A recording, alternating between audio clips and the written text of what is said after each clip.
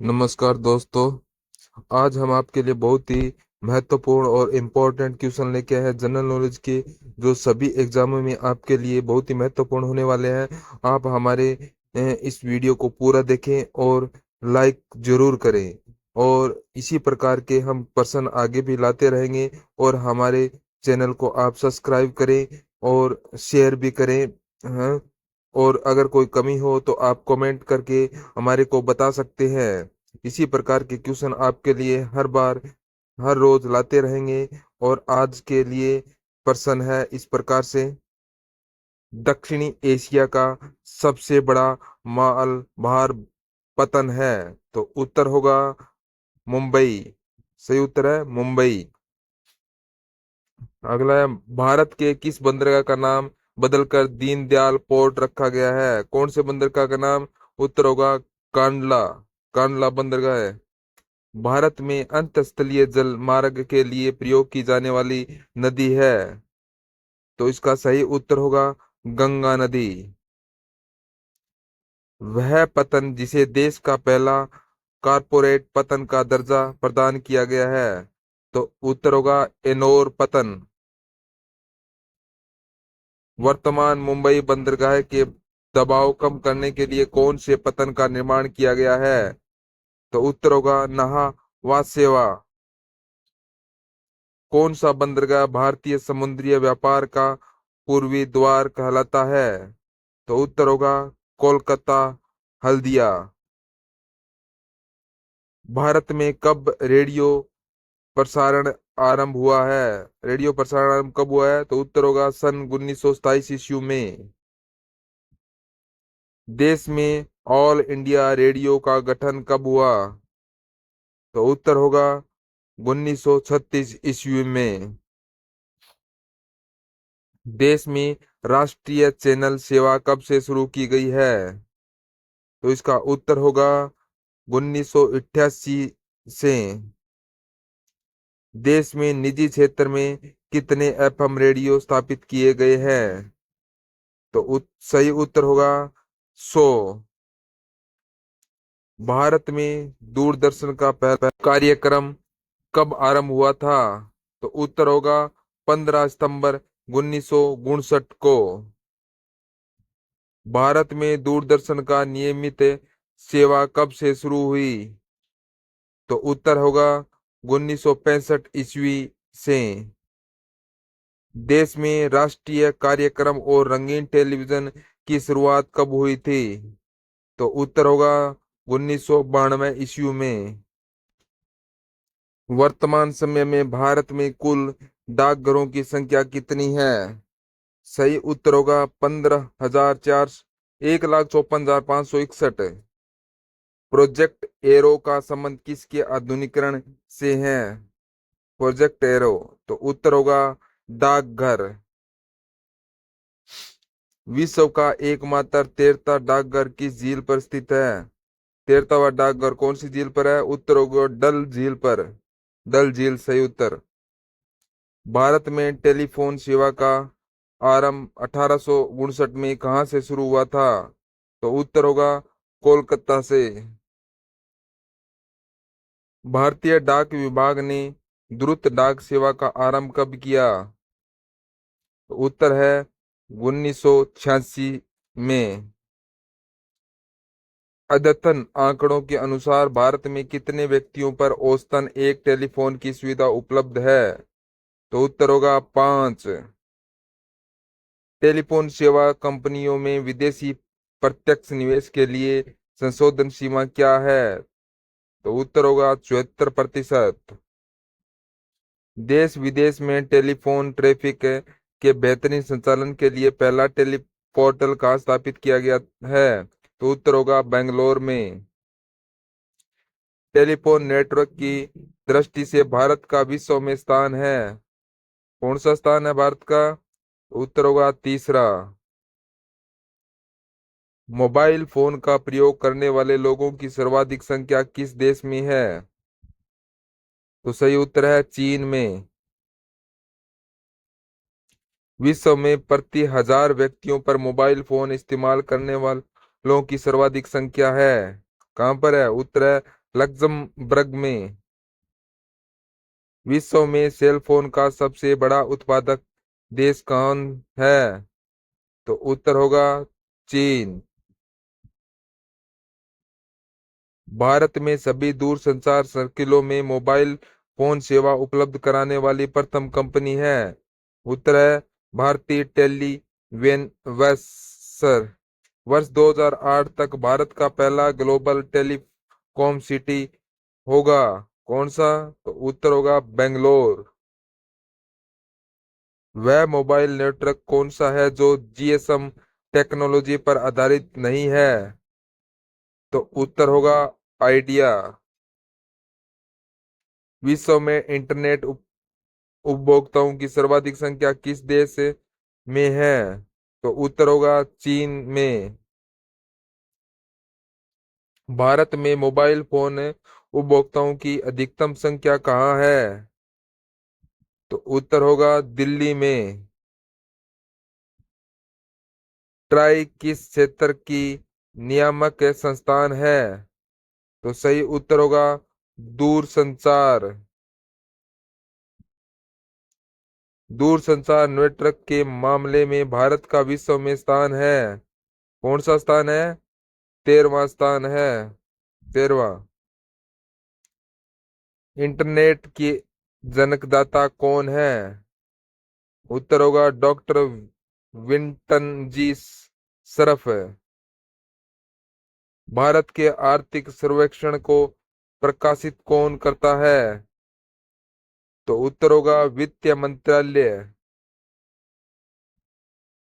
केंद्रीय सरकार को सबसे अधिक राजस्व प्राप्त होता है कहाँ से प्राप्त होता है? तो उत्तर होगा निगम कर ड्यूटी से।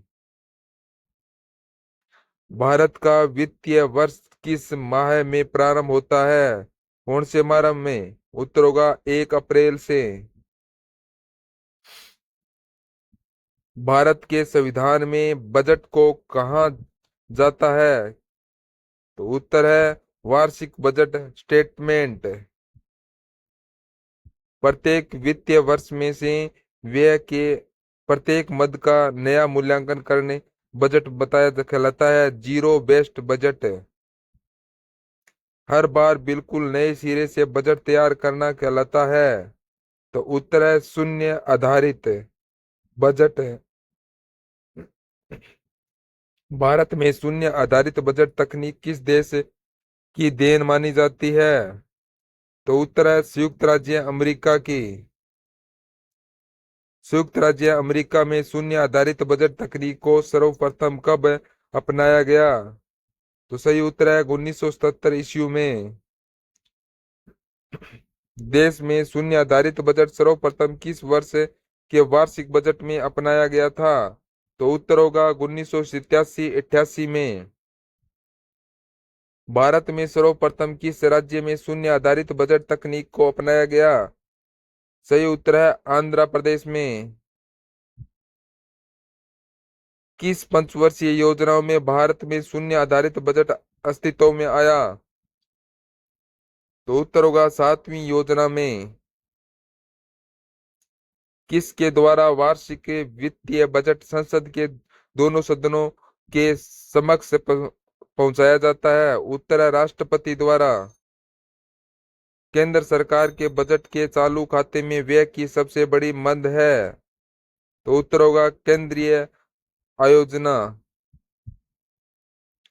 भारत सरकार के बजट के कुल घाटे में किस घाटे का सबसे अधिक योगदान है?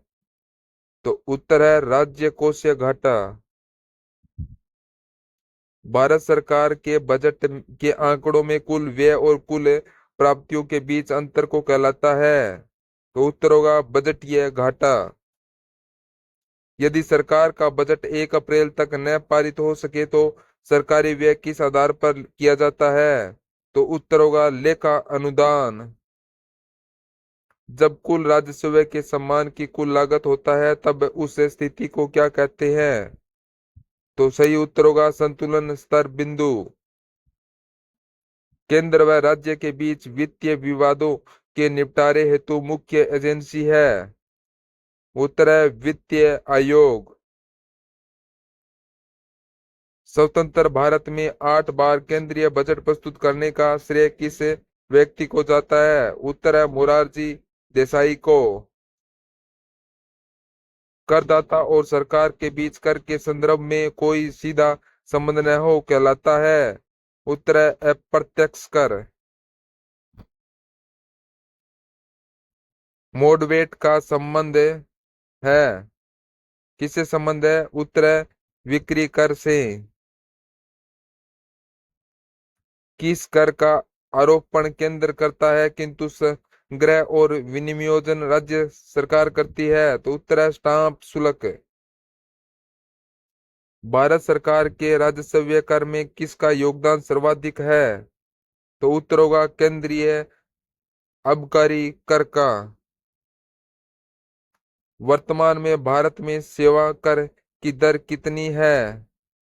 तो उत्तर है 10%।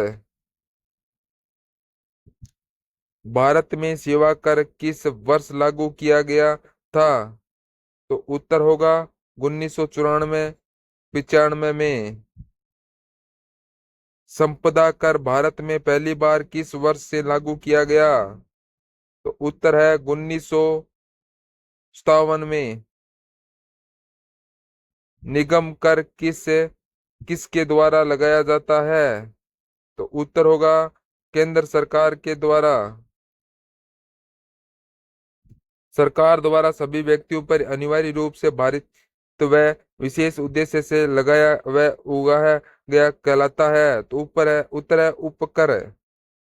सभी आधार श्रेणियों पर एक ही समय पर लगाया गया कर कहलाता है? उत्तर होगा अनुपातीय कर। बजट एक लेख पत्र है? तो उत्तर होगा सरकार की राज्य कोषीय नीति का। बजट घाटे से तात्पर्य है? उत्तर होगा सभी प्राप्तियों व खर्चे का अंतर। प्राथमिक घाटे का सही आकलन किस प्रकार से होता है? तो उत्तर होगा राज्य कोषीय घाटा ब्याज अदायगियों से। रेखीय समिति गठित की गई थी? उत्तर होगा अप्रत्यक्ष कर सुधार के लिए। वाचु समिति किससे संबंधित थी? उत्तर होगा प्रत्यक्ष कर जांच से।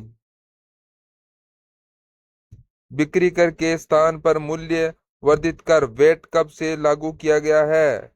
तो उत्तर होगा 1 अप्रैल 2005 से। भारत में वस्तु एवं सेवाओं कर जीएसटी कब शुरू हुआ? तो उत्तर है 1 जुलाई 2017 से। 1 जुलाई 2017 को भारत में जीएसटी का औपचारिक शुभारंभ हुआ था। कहां से? उत्तर होगा संसद भवन से। वस्तु एवं सेवाओं कर लागू करने वाला प्रथम देश है? तो इसका उत्तर होगा फ्रांस। भारत में गठित पहली सहकारी समिति थी? तो उत्तर होगा साख समितियां। मीरा सेठ समिति का संबंध किस से था? तो उत्तर होगा हथकरघे के विकास से। शंकरलाल गुरु समिति का संबंध किससे था? तो उत्तर है कृषि विपणन से। जानकी रामन समिति का गठन किस उद्देश्य से किया गया था? उत्तर है बैंकों के प्रतिभूतियों के सौदों की जांच हेतु। नायक समिति का संबंध है किससे है? तो उत्तर है लघु उद्योग से। रेखीय समिति का संबंध किस से था? तो उत्तर है अप्रत्यक्ष करों से। जय हिंद।